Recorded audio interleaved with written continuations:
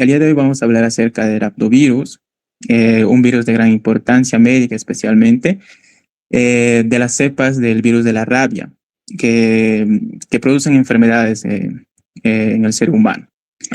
Hablando acerca de la clasificación, hablamos acerca de que este virus está presente o se encuentra en el orden de los mononegavirales. Dentro del orden de los mononegavirales están las familias Paramyxoviridae, que producen parte de las enfermedades exantémicas en los niños. La segunda familia está los Rhabdoviridae y la tercera familia que son los Filoviridae. Dentro de la familia Rhabdoviridae encontramos a los géneros vesiculovirus, que producen lo que es la estomatitis vesicular, y los lisavirus, que dentro de estas se encuentran el virus de la rabia. Hablando un poco acerca de la estructura y las características del virus de la rabia, como habíamos indicado, esta se encuentra dentro de la familia Rhabdoviridae, del género lisavirus. Presenta un tamaño aproximado de 50 a 95 nanómetros de diámetro por 130 a 380 nanómetros de longitud. El genoma del virus de la rabia es un ARN lineal de una sola copia en sentido negativo. En este caso, como se puede observar en la imagen, este es el genoma del virus de la rabia, que presenta o está en forma helicoidal y que está unida con proteínas N. Y el complejo de proteínas N y ARN forma lo que es la ribonucleoproteína, en este caso. El genoma del virus de la rabia va a codificar lo que son 5 proteínas, en este caso. Las 5 proteínas son la proteína N, que esta va a formar lo que es parte de la nucleocápside. La proteína P está aquí, que está asociada más que todo con la proteína L, que es la polimerasa. La proteína L, que va a formar lo que es el ARN polimerasa dependiente de ARN y es la encargada de la replicación del virus. La proteína M, que va a formar lo que es la matriz, y la proteína G, que es la que expresa las glicoproteínas para la adhesión del virus a las células hospedadoras, en este caso. En este caso, el virus de la rabia presenta lo que es una envoltura de fosfolípidos que es extraída de las células hospedadoras, en este caso. Y dentro de esta se encuentra lo que es la proteína L, que sirve para anclar, debajo de esta se encuentra la proteína L, que sirve para anclar lo que son las glicoproteínas de superficie y con ello mantener lo que es un estado firme de estas glicoproteínas que sirven para la adhesión del virus a los receptores celulares, en este caso. El virus de la rabia sobrevive especialmente a almacenamientos a una temperatura de 4 grados centígrados durante semanas y puede sobrevivir lo que es a menos 70 grados centígrados durante años. El virus de la rabia puede ser inactivado especialmente por dióxido de carbono.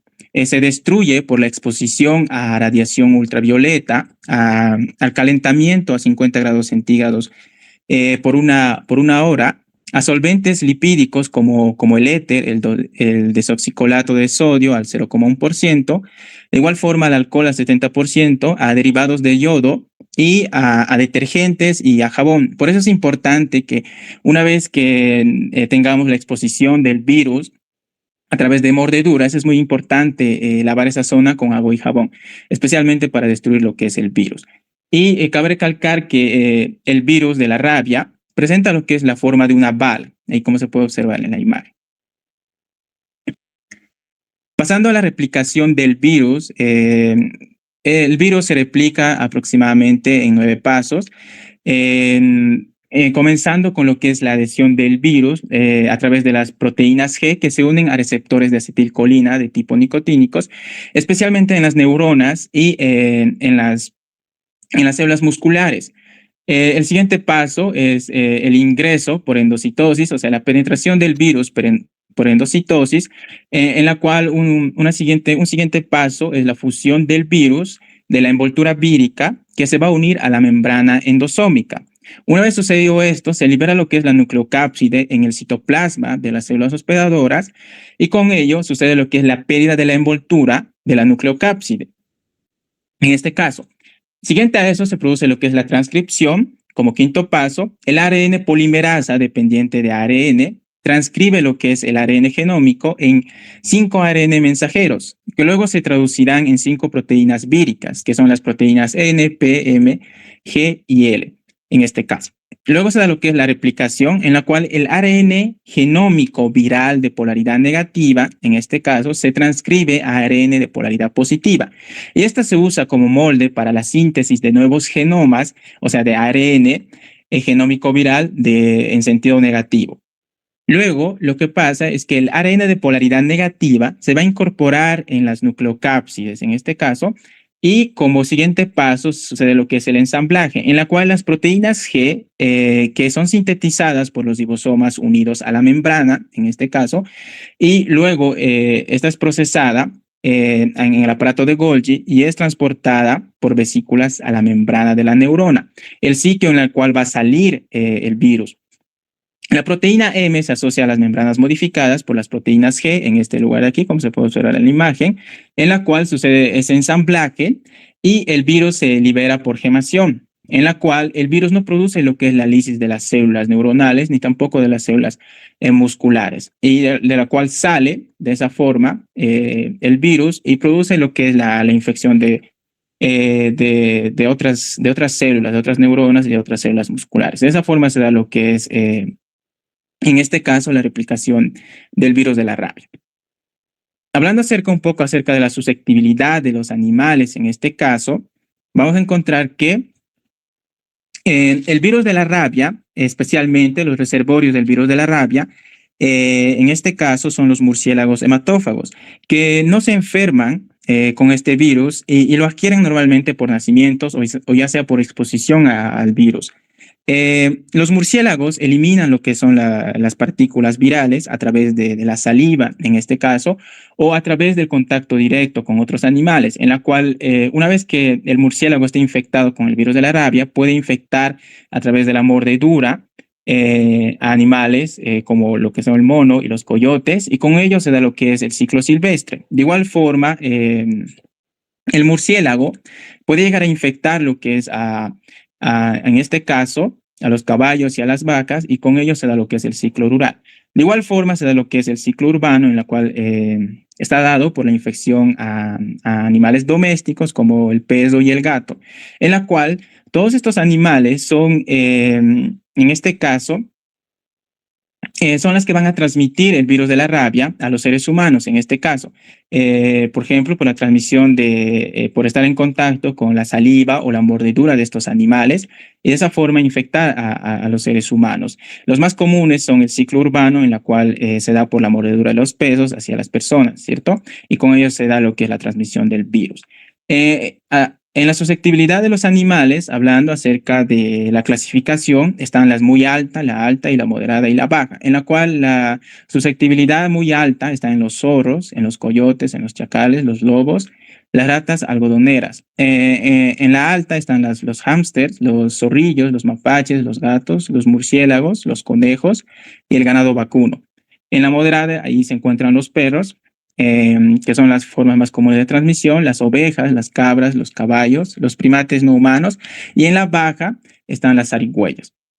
En este caso, cuando estén recién aislados en laboratorio, especialmente las cepas del virus de la rabia, esta se denomina virus de la calle, en la cual presenta lo que son periodos de incubación largos.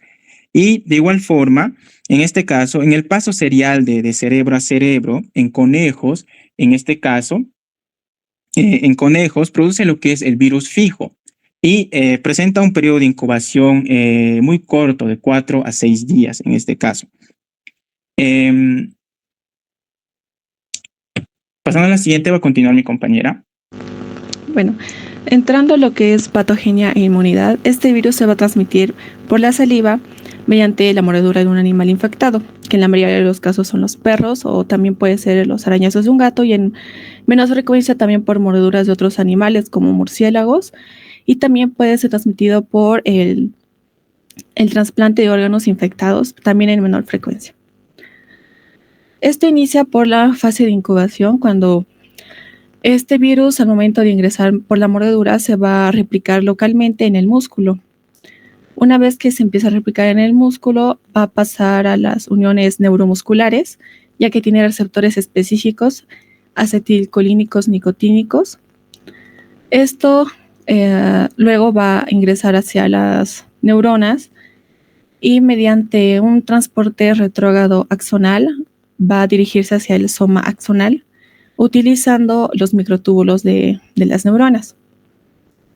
Esto para aproximarse al sistema nervioso central, que también depende esta fase de qué tan cerca haya sido la mordedura al sistema nervioso central. Luego de semanas o meses va a iniciar la fase prodrómica, en la cual este virus va a ingresar por los nervios periféricos para acercarse hacia el sistema nervioso central y después al cerebro, que es donde va a iniciar la fase neurológica. Siguiente, por favor. Una vez que ya está en la fase neurológica y que ya ha ingresado al cerebro, va a afectar distintas zonas que vienen siendo el hipocampo, el tronco encefálico, las células ganglionares de la protuberancia, las células de Purkinje en el cerebelo, y también se va a diseminar hacia otros lugares como la retina, la mucosa nasal, la médula suprarrenal, las células acinarias pancreáticas y también el corazón y las glándulas salivales. En los animales, las glándulas salivales va a provocar que estos estén más agresivos, por ende van a tender a morder e infectar a personas. Este virus no se disemina mediante el torrente sanguíneo, por lo que las manifestaciones clínicas van a aparecer una vez que ya es bastante mortal el virus, produciéndose encefalitis, y también algo característico que es la hidrofobia en los pacientes. La hidrofobia viene siendo el miedo que llegan a tener para beber líquidos. Esto se da gracias a que al afectar a las células ganglionares de la protuberancia van a provocar espasmos musculares en la garganta y en la faringe, lo que va a hacer que sea difícil tragar líquidos y además doloroso, provocando un cuadro de ansiedad y miedo en estos pacientes. La siguiente, por favor. Este virus va a provocar pocos cambios histológicos en los tejidos afectados, pero uno de estos cambios vienen siendo los corpúsculos de Negri, que es característico de este virus, que más adelante lo van a mencionar. Por ende, el periodo de incubación va a estar determinado por la cantidad de virus al iniciar la infección, la proximidad de la herida hacia el cerebro, si ha sido una mordedura en la cara, en el cuello, en las extremidades. Esto va a hacer que sea más tardío el periodo de incubación, la gravedad de la herida, la edad del huésped y también el estado del sistema inmunitario. Como mencioné anteriormente, este virus no presenta viremia, por lo que los anticuerpos van a aparecer hasta cuando el cuadro clínico ya esté bien establecido. Esto debido a que los virus van a traspasar lo que es la barrera hematoencefálica. Esto, una vez que atraviesan esta barrera, van a encontrar en el cerebro un lugar seguro, entre comillas, para poder replicarse, ya que esta barrera impide el paso de anticuerpos, puesto que son poco permeables a estos. Entonces, va a empezar a replicarse mucho más y va a provocar las anteriores manifestaciones clínicas, como ser la encefalitis y la hidrofobia, llegando a ser mortal para el paciente. Este periodo de incubación puede ser utilizado para administrar alguna vacuna e impedir que se disemine mediante anticuerpos. Esto siempre y cuando se sepa el momento de la infección inicial. Siguiente, por favor. Como mencionaron anteriormente, esto es una enfermedad, una zoonosis clásica y endémica. Este virus se va a transmitir mediante 3 formas. Una de esas es la rabia urbana, como ya mencionó, que es dada por animales domésticos como perros, gatos, que en su mayoría de los casos son los que provocan la rabia en humanos. La siguiente vendría siendo la rabia salvaje, con menos frecuencia en animales salvajes como los zorros, los mapaches, etc. Y la rabia del murciélago. Este virus se ha extendido por bastantes lugares como Europa, Asia, Australia y Sudamérica.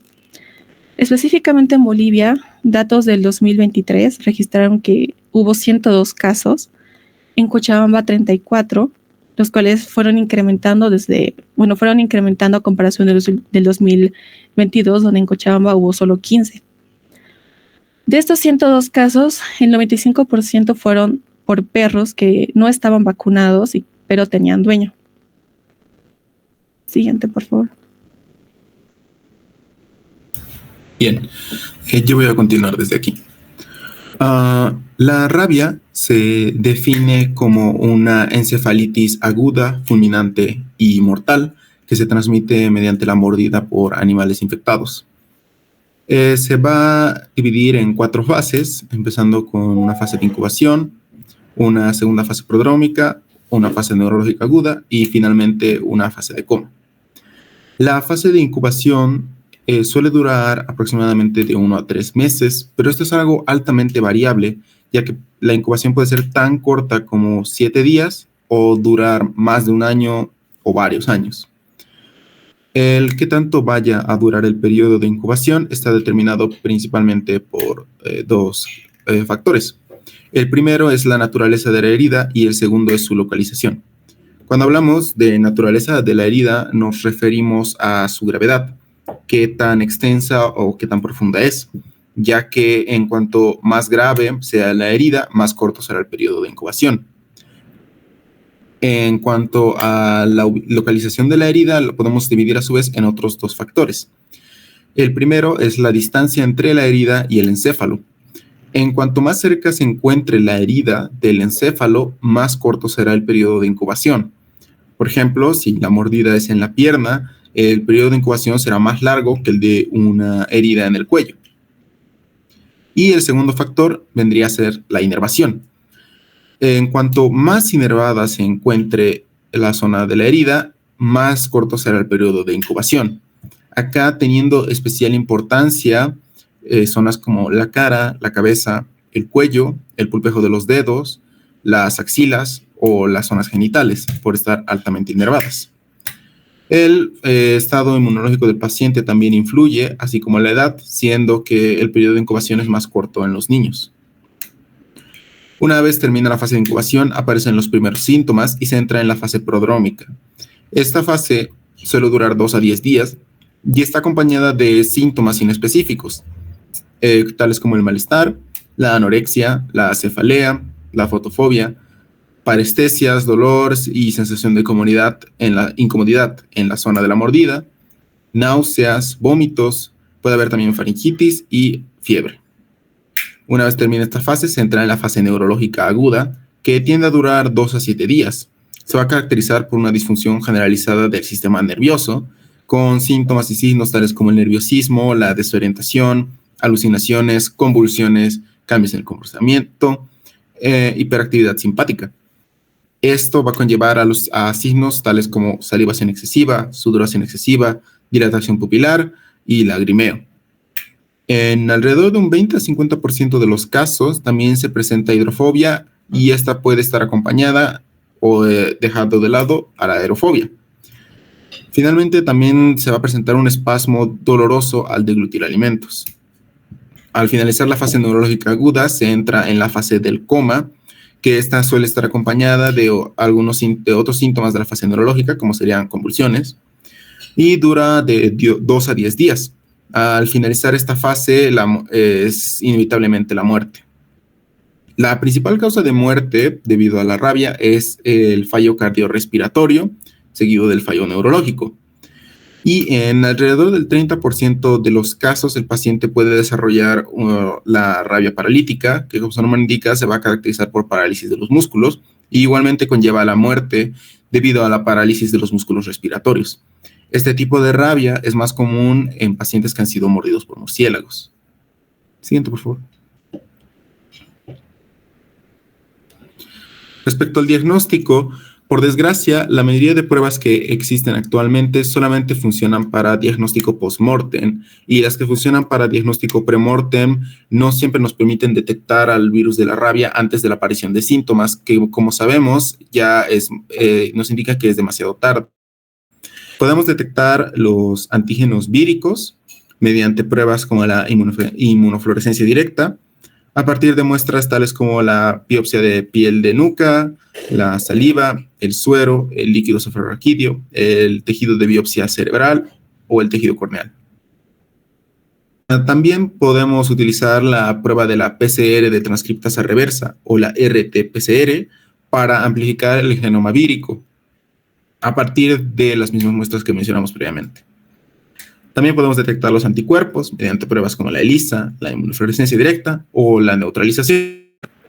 De todos estos métodos, el que nos puede permitir encontrar el virus de la rabia pre-mortem y previo a la aparición de los síntomas es el RT-PCR a partir de muestras como el LCR y la biopsia de la piel de la nuca. En cuanto a la detección de los antígenos víricos, también puede ser para una detección pre-mortem, pero no siempre nos va a permitir detectarlo antes de la aparición de síntomas. Otro método de diagnóstico, por así decirlo, es la observación. Esta consiste en retener al animal sospechoso de rabia durante 10 días y en el caso de presentar signos de encefalitis, cambios en el comportamiento o directamente signos de rabia, se lo debe sacrificar. Sin embargo, el tratamiento para los pacientes que han sido mordidos suele iniciarse antes de que finalice el periodo de observación, es decir, sin una necesidad de confirmación de este periodo. Esto se hace principalmente con medidas preventivas, con el fin de evitar que el paciente entre en la fase prodrómica mientras se realiza la observación al animal. Y finalmente tenemos la técnica del aislamiento. En el aislamiento lo que buscamos encontrar es los corpúsculos de Negri. Los buscamos detectar en el tejido cerebral del paciente. Estos corpúsculos de Negri se tratan de agregados de nucleocápsides víricas de localización intracitoplasmática. Su detección es confirmatoria para rabia. Sin embargo, su ausencia no es descalificante para esta enfermedad. La manera en la que los podemos detectar es mediante un análisis directo del tejido cerebral del paciente o mediante inoculación. Una muestra del paciente se puede inocular ya sea a ratones o, en caso de que el laboratorio sea lo suficientemente avanzado, pero no es el caso de Bolivia, a estirpes celulares de ratón o hámster. Una vez inoculados, los roedores se contagiarán de rabia en caso de que sea positivo, morirán y su tejido cerebral puede ser analizado para la detección de corpúsculos de Negri. Siguiente, por favor. Bien, aquí los podemos ver mejor. Tal y como podemos ver, son inclusiones intracitoplasmáticas y, como mencionamos, su ausencia no es descalificante de rabia, que estos solamente están presentes en un 70 al 90% del tejido cerebral del paciente infectado. Y si bien los podemos detectar en prácticamente todos los animales y en los humanos, es muy raro encontrarlos en murciélagos, por lo que su ausencia no nos descalifica que un murciélago sea portador de la rabia. Y esto es un fenómeno que se va a repetir con los anticuerpos. En el suero de los murciélagos también es muy raro encontrar anticuerpos para la rabia. Y finalmente, para describirlos, se trata de gránulos basófilos en una matriz eosinófila. Tienen una forma semirredondeada, como pueden ver, y una tinción medio rojiza. Gracias. Buenas tardes, ¿me escuchan? Buenas tardes. Sí, se oye bien. Sí, ¿qué tal? Buenas tardes, voy a continuar con la exposición. Voy a hablar del tratamiento y la profilaxis. Vamos a empezar hablando que en el tratamiento la rabia es casi mortal. Ya por lo general se desenvuelve mortalmente, ¿no?, para el paciente que va a tenerlo. Para iniciar, vamos a hablar que cuando el paciente la persona que ha sido mordida, ¿no? Ha tenido contacto con saliva, ha tenido un rasguño con un animal, lo primero que se debe hacer es el tratamiento de la herida. Ya, lo primero que vamos a hacer es lavar con agua y con jabón para eliminar la envoltura del virión. También puede usar la desinfección con alcohol al 60% o con yodo también. Suturar las heridas no sería correcto, ya que va a facilitarle el ingreso del virus. Lo ideal sería tratar la herida abierta con una infiltración de suero y unas horas después recién ya poder, ¿no?, suturar la herida. Y también podemos, dependiendo de la herida, ¿no?, y la circunstancia, podemos hablar de la profilaxis antitetánica. Ahora vamos a hablar del tratamiento de la rabia. Después de la exposición, ¿no?, se va a poner la vacuna, y más adelante vamos a hablar de los distintos tipos de vacunas que hay. Ya, esta va a ser al nivel del músculo deltoides. Nos dice en el manual que lo correcto no es ponerlo al nivel de la nalga, ya que la grasa que está a ese nivel pues va a dificultar, ¿no?, que surta efecto lo que es la vacuna. Y una vez que se inicia la vacuna va a iniciar la sintomatología, y el tratamiento para esto va a ser el control del dolor, ¿no?, ya que la vacuna va a causar pues fiebres, dolores abdominales, va a causar muchos no dolor al paciente por varios días, y controlar su dolor y también controlar, ¿no?, la sudoración que va a causar esta vacuna, que son muchas vacunas. Siguiente diapo, por favor. Ya. Esta imagen lo he sacado de la Norma Nacional de Profilaxis de Rabia Humana del año 2012, que no nos va a informar, ¿no?, cómo son los pasos que hay que seguir. Aquí está en la mano, en la imagen izquierda podemos ver, ¿no?, el lavado de agua con jabón, que va a destruir la envoltura, la desinfección con alcohol y con yodo, igual va a afectar la envoltura del virus, la observación del animal, pues, 14 días, la aplicación de la vacuna, ¿no?, en músculo deltoides, no aplicar en los glúteos así también, la infiltración del suero antirrábico para bloquear, ¿no?, la proliferación y la progresión del virus. También la cantidad de suero, ¿no?, suero homólogo, suero heterólogo en unidades internacionales por kilo peso. También habla de la sutura de las heridas, todo, ¿no?, ya sea depende de dónde ha sido la zona, en la mano, en el cuello, en la cara, va a depender, ¿no?, si se hace la sutura o no. También la profilaxis antitetánica va a depender también de la herida, ¿no?, dónde ha sido. Eso va a ser el caso. La utilización de antibióticos también. Hay que evaluar las localizaciones, las lesiones, y de acuerdo a eso usar antibióticos. También la profilaxis en gestantes, que no está contraindicada para la aplicación en gestantes. También está en pacientes que usan corticoides, suspender la utilización de la vacuna CRL y utilizar la otra, ¿no?, la vacuna de cultivo celular, que en la siguiente diapositiva vamos a hablar de las vacunas. Siguiente diapo, por favor. Ya.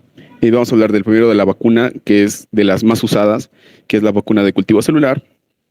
Esta vacuna usa, ¿no?, como sustrato a la replicación del virus, y usa células de humano, ¿no?, células diploides. La otra vacuna es la CRL, la de derivado de tejido cerebral. Que es el virus inactivado en tejido cerebral de ratones lactantes albinos.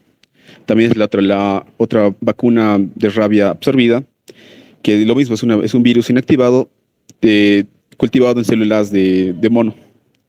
La otra es la vacuna cultivada de células del embrión de pollo purificado, la PSS. Antes había pues otras vacunas que causaban más cuadros clínicos una vez usados, como puede ser la vacuna Semple y la Fermi. Esas ya han sido dejadas de usar, y ¿no?, en su lugar se ha usado esta. La principal es la número 1, la vacuna de cultivo celular. Ya, siguiente diapo, por favor.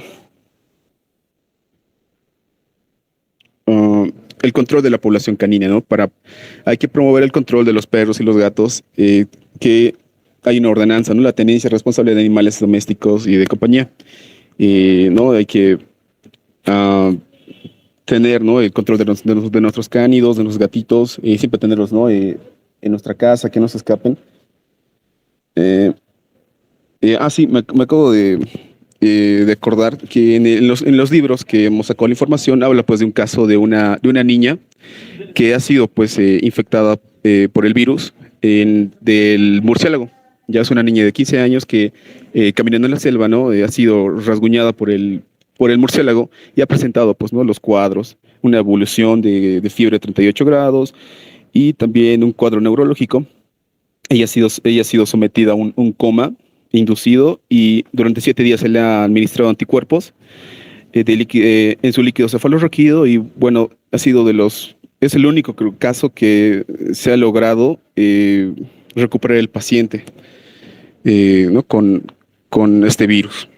Ahora, las medidas en caso de los brotes de rabia, ante cualquier riesgo de la salud pública integral, hay que hacer, ¿no?, programas de vacunación antirrábica de perros masivas y que se hacen, ¿no?, en cada barrio, en fechas determinadas, y se hacen al primer mes del cachorro, al segundo mes, al tercer mes, al sexto mes, y luego se hace cada año, ¿no?, y la vacuna de los cachorritos y de los gatitos. Eso sería todo.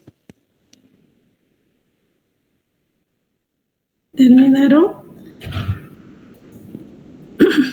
Ya, a ver, les voy a consultar. Está bien, la presentación me parece completa, tiene lo suficiente. Además, solamente para ver algunas cosas, si tuviéramos que resumir, ¿cuáles son las células blanco de los rotavirus? Las células blanco de los rotavirus, doctora, serían especialmente los miocitos, las células musculares, ya que son las primeras normalmente en entrar en contacto en el virus en una transmisión. También estarían las neuronas, especialmente las neuronas en general.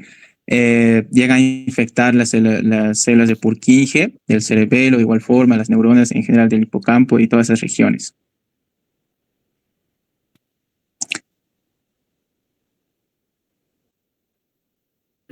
José María, aparte de la mordedura, ¿qué otra forma de transmisión hay? También puede haber transmisión por transfusión de sangre o de órganos que estén infectados, pero no de sangre, pero es algo más raro. Gabriela, ¿cuál es la sensibilidad de la técnica de detección de corpúsculos de Negri? La sensibilidad, los corpúsculos de Negri son bastante difíciles de encontrar, por lo que no se llegan a observar fácilmente histológicamente hablando. Por lo tanto, ¿qué puede deducir? ¿Cuál es la sensibilidad de ese método para el diagnóstico de rabia?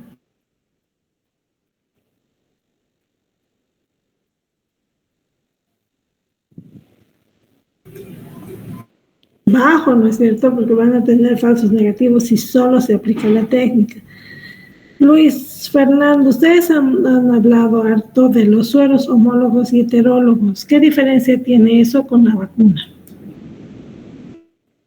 El suero, su función va a ser bloquear la proliferación, ¿no?, y la progresión de esta